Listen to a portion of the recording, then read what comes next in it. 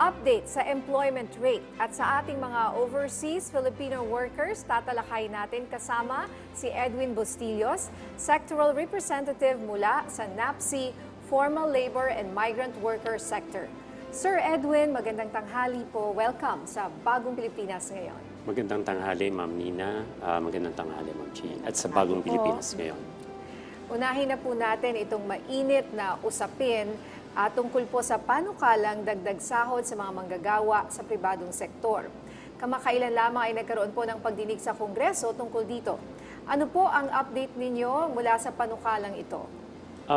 Of course, Ma'am Nina, nagkaroon ng palitan ng posisyon at justifications ang grupo ng mga labor organizations, trade unions at employers group.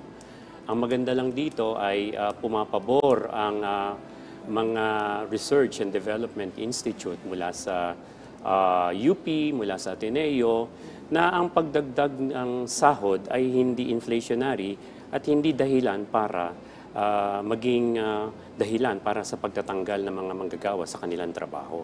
Apparently, ang dahilan para magsara o magtanggal ng mga manggagawa sa trabaho ay yung kawalan ng competitiveness ng produkto at serbisyo ng isang kumpanya. At sabi nga ng isang professor na galing sa PLM, si Professor Laico, sabi niya ang compensation cost ay naglalaro lamang sa 8 to 16% ng total cost ng operasyon ng kumpanya. At marami pa ho rito, ang malaking sahod ay galing sa management, not from the rank and file. So kung pag-uusapan ho natin yung naging diskusyon noon sa Kongreso noong March 11, ay mukha naman pong nagkakaisa yung mga kongresista na baka pwede nang ilapit yung wage ngayon, dahil isa siyang wage recovery, from 610 pesos at magdagdag ng 150 pesos. No? Kasi ang living wage po, sabi nga po natin, mandato ho ng Kongreso na magkaroon ng enabling law about living wage.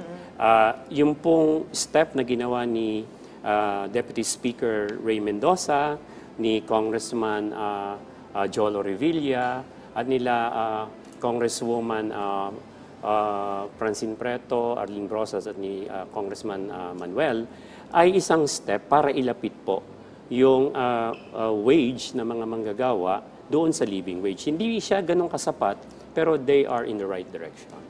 Because since na-mention nyo nga po yung 100 pesos increase, may panukala kasi na 100 lang ang idadagdag, pero meron ding 750. Bakit 150 po ang tinutulak ng inyong sektor? Okay. Ang National Anti-Poverty Commission, Formal Labor and Migrant Workers, sa pangunguna po ni Secretary Lope, klaro po na yung 150 ay wage recovery lamang.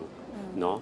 Wage recovery. Kasi po, kung titingnan po natin, ang halaga po ng 610 ngayon ay 502 pesos na lamang.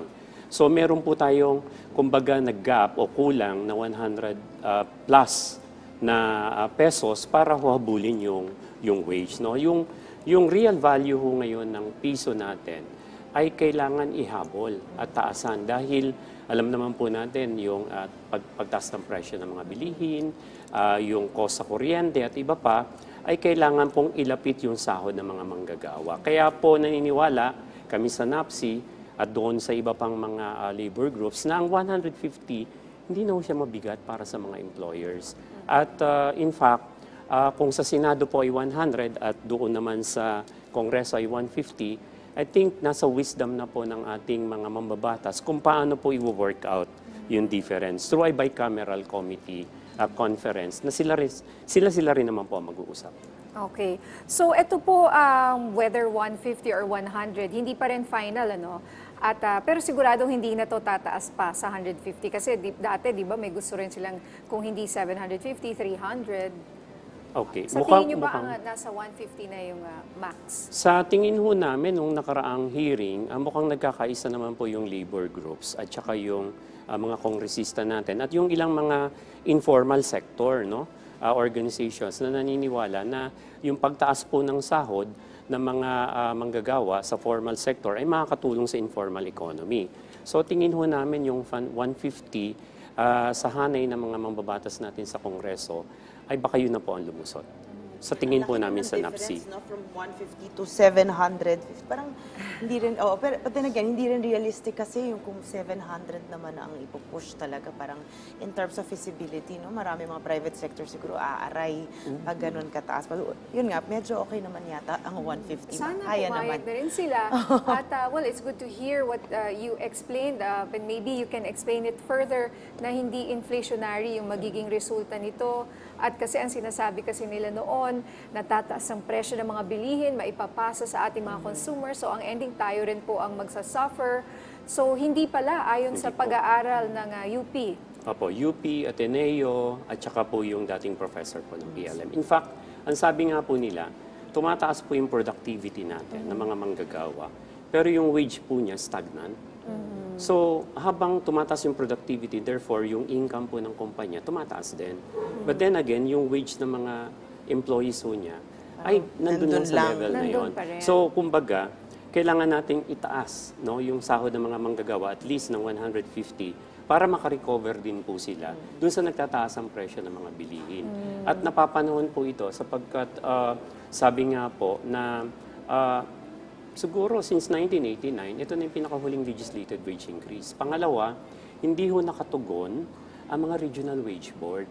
Kasi ang pinakamababang sahod po ngayon sa regional wage ay ang Region 9 in Zamboanga na 381 at ang NCR po ang pinakamataas. Pero kung doon nga sa Kongreso nag-usap-usap, sabi nga ni Congressman Chua, yung bilihin naman dito sa province na to, no? Iba yung presyo. Halos parehas lang po. halos Halimbawa, pareho na NCR, rin. tawid ka lang ng konti sa Cavite, ang wage doon ay mas mababa. Pero ang presyo ng mga bilihin at antas ng pamumuhay ay halos magkaparehas. Pero ang minimum wage sa Cavite ay mas mababa kesa sa NCR. So sabi, it's about time na dapat across the board, legislated wage increase, at mula doon ay mag-create ng ekonomiya. Lalo na, kasi kung may purchasing power po, ang ating mga manggagawa, meron po siyang dagdag na pambili ng pagkain, Yes. may dagdag na pambayad sa upa, merong may isusubi para sa kanilang kalusugan at iba pa. At siyempre, ang kadalasan nakikinabang ho ng dagdag na sahod, hindi naman po yung mga naglalakihang malls.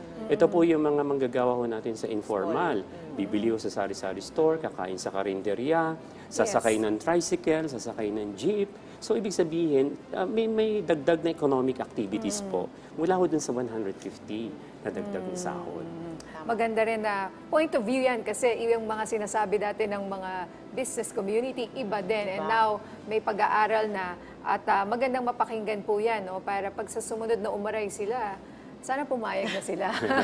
Para Hopefully sa nga. ating mga manggagawa naman po. We're convincing them actually na Yes. pumayag na dito. Kasi it's for them as well. Dahil pag nagkaroon na ng increase, sabi nga sa pag-aaral ng World Bank noong 2005 to 2016, ang isang drivers ng poverty reduction ay wage increase po. At ang isang drivers din ng productivity ay wage increase po. So kung mas maganda ang productivity ng kumpanya na pinakita na ho namin kanina at dun Yes. sa hearing, mas maganda ho yung dagdag na sahod. At dapat habulin po yun, na dagdag Alright. na sahod. Okay, so usapin na po ng mga batayang sektor ng National Anti-Poverty Commission. Kasalukuyang nagaganap ang mga quarterly meetings sa mga basic sectoral councils at regional basic sector coordinating councils dito po sa Quezon City. Sir, ano po ang detalye nito at ano yung mga tatalakayin sa mga pagpupulong na ito? Maraming salamat, Ma'am Nina. At gusto natin ipahayag sa buong Pilipinas, sa bagong Pilipinas ngayon, na ang mga batayang sektor po, 14 po ito. No? Andyan po ang labor, andyan ang women, andyan ang informal, andyan ang farmers, fisher folks, ang children, ang cooperatives, ang NGO, ang PWD, ang IPs, ang senior citizen, ang victims of disaster and calamities. Lahat po kami ngayon ay nag-uusap-usap sa isang hotel po dito sa Quezon City. At malinaw po doon na nilalagyan po namin ngayon ng muka yung Magna Carta of the Poor. Ito po yung usapin ng sapat na pagkain, sapat na trabaho, makatarungan at may kalidad na edukasyon, sapat at maayos at disenteng pabahay, at pinakamataas na pamantayan ng kalusugan. Naging batas ho ito kamakailan lamang at nagkaroon na ho ito ng implementing rules. So maganda na lalagyan ho namin ito ng plano at the national level and at the regional level. Kaya nga po ngayon ay binuo rin yung Regional Basic Sector Coordinating Council. At dito, kung ano man po yung plano sa rehiyon, ay naka-anchor din naman po sa national. Ang lente po namin dito ay para labanan ang kahirapan. At yung kasama nga po dito yung pagdagdag ng sahod, maayos na pabahay at iba pa. No? Tinatalakay din po namin doon yung intention o yung magandang trajectory ng ating administration na pababain po ang poverty incidence. Mula noong 2021 na 18.1% down to 8%. No? At ito po ay mahirap pero tingin namin kakayanin kasi it's a whole of nation approach na kung saan yung iba't ibang mga sektor, gobyerno, ibang institusyon at iba pa mga kasama natin sa private sector ay dapat magtulungan para pababain yung poverty incidence sa ating bansa para makatulong tayo sa bagong Pilipinas. No? At ito nga yung hinikayat namin yung mga employers no? Na makatulong po hinggil dito. Pangatlo, tinitingnan din ho namin yung empowerment po ng mga sectors pagdating dun sa decision-making processes and governance. No? Kasi ang National Anti-Poverty Commission po, ang aming chairperson po dito is the President, President Ferdinand Marcos Jr. Ang aming pong lead convener, si Secretary Lope, at meron pong dalawang pillars ito. For the government sector ay si Governor Tamayo, na nagte-take po ng lead sa mga national government agencies, LGUs at iba pa. On the part naman po ng basic sector, si Ka-Uper, no, from the artisanal fisher folks. So, ang ganda ho ng ugnayan dito. No? At tingin namin yung mga anti-poverty programs ng ating pamahalaan na kanilang in-enroll, ito po yung aming binabantayan at minomonitor. Para kung ano man po yung mga pwedeng i-implement pa at pwede pa naming i-engage para mag-create ng mga policy formulation leading to policies ng ating pamahalaan to reduce poverty, ito po yung aming ginagawa ngayon sa pagpupulong ng National Anti-Poverty Commission. Sir Edwin, kanina na-mention niyo po about food and job security. Ano pong mga ahensya ng pamahalaan ang may direktang ugnayan po sa food and job security para po sa ating mga mahihirap na kababayan, sir? Okay. Doon po sa job security, ang direktang kaugnayan po natin dyan ay ang Department of Labor. At kasama po sa job generations na may kinalaman din po dito, kanina nakikinig tayo kay Sir Nicanor Bautista, na yung pagpasok po no, ng mga foreign direct investment na maglilika ng mga trabaho, importante ho para rin sa mga manggagawa. No? So, kasama po dito ang DTI, kasama po dito ang, of course, yung TESDA para sa skills development. At syempre, sa public sector po, of course, yung civil service. No? On the other hand, sa mga OFW, yung Department of Migrant Workers. No? Sa food security naman, ito po yung Department of Agriculture at saka yung sa usapin naman ng agraryong reforma ay ang DAR. Meron pong mga ganitong programa tayo, particularly sa labor at saka sa cooperatives na direktang nakikipag-ugnayan sa mga ahensya pong ito para tingnan po yung mga programa nila ng mga in-enroll nilang programa kung nakakatulong para sa food security agenda ng ating administrasyon at para ho dun sa pag-create ng dagdag na trabaho and leading to quality jobs, secure jobs at iba pa ho. And speaking of cooperatives po, no, itong mga kooperatiba that you mentioned, ano po ang basic contribution nila sa pagsugpo ng kahirapan? At ano po ang nagbibigay mandato sa mga kooperatiba upang maging kaakibat ng pamahalaan sa pagpapababa ng kahirapan sa bansa? Yes, Ma'am Nina. No? So, ayon po sa ating konstitusyon, meron pong provision doon na nagsusulong na kailangan palakasin at gawing sustainable ang mga enterprises, including yung cooperatives. No? Kasi yung cooperatives po talaga isang bihikulo para iangat ang antas ng pamumuhay ng ating mga mamamayan, mga kasapi nito, pati yung komunidad na kanilang pinaglilingkuran. So yung cooperative po, very clear po dun sa ating 1987 Philippine Constitution na ipinopromote po ito ng ating Estado. Ako, I personally believe talaga makakatulong mga cooperatives kasi sa aming area talagang yun ang ginagamit namin, Ninya, at ang dami talagang natutulungang mga mahihirap na tao. Yes, yung mga kababayan ng Maynila, puro kooperatiba, doon sila kumikita ng pera na halos wala sila masyadong ginagawa. But anyways, Sa amin din, actually, I just want to mention yung weavers na tinutulungan ko rin sa, for example, for my small business, mga kooperatiba po sila. Opo. And we get directly from them. So, Tama po yun. nakikita ko yung kahalagahan ng mga kooperatiba pag nagsama-sama po sila. Maraming Mas salamat. professional Siya, din no? Actually po, yung isang halimbawa po natin dito ay yung Climbs, Life and General Insurance Cooperative. Ang target po natin dito, ma-insure po yung mas maraming mga mamamayang Pilipino patungkol sa health and non-life insurance. Yung Novadesi po, na kung saan ako ay miyembro rin, ay nagbibigay ho ng serbisyo sa health, savings and loan, nagbibigay po ng sa housing. In fact, tumutulong rin po kami sa programa ng mga magsasaka.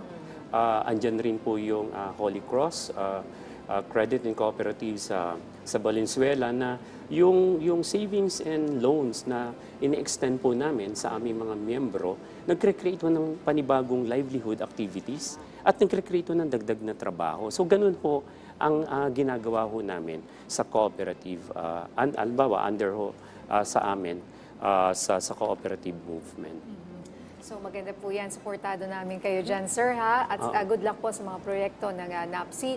Maraming salamat po sa inyong oras, Sir Edwin Bustillo, Sectoral Representative mula po sa NAPSI Formal Labor and Migrant Workers Sector. Oh, yes. Maraming salamat po sa ating Bagong Pilipinas ngayon, Ma'am Nina, Ma'am Chi, at sa ngalan po ng NAPSI Formal Labor and Migrant Workers at saka ang Cooperative Chamber, Philippine Chamber of Cooperative, ay kami po ay nakahandang makipagtulungan, no? Lalo na dun sa agenda ng ating administrasyon sa food security at saka jobs generation. In fact, tinatalakay na ho namin ngayon ang Republic Act 9520 amendments at very active po ang Co-op Chamber na organisasyon ko rin po patungkol dito. Alright, good luck, sir. Thank you, Ma'am. Salamat po muli. Thank you At po, Ma'am.